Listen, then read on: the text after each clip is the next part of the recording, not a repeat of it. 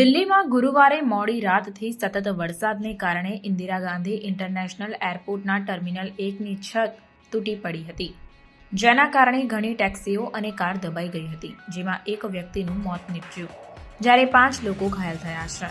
ઘાયલ લોકોને હોસ્પિટલ સારવાર માટે ખસેડવામાં આવ્યા છે.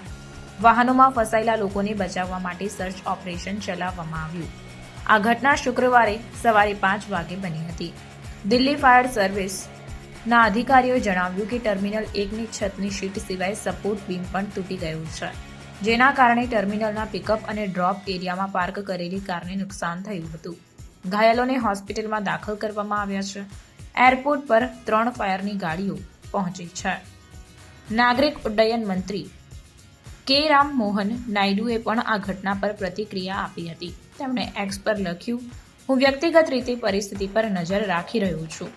તમામ એરલાઇન્સને ટર્મિનલ 1 પર અસરગ્રસ્ત મુસાફરોને મદદ કરવાની સલાહ આપવામાં આવી છે. રેસ્ક્યુ ટીમ સ્થળ પર કામ કરી રહી છે અને બચાવ કાર્ય હજુ પણ ચાલુ છે.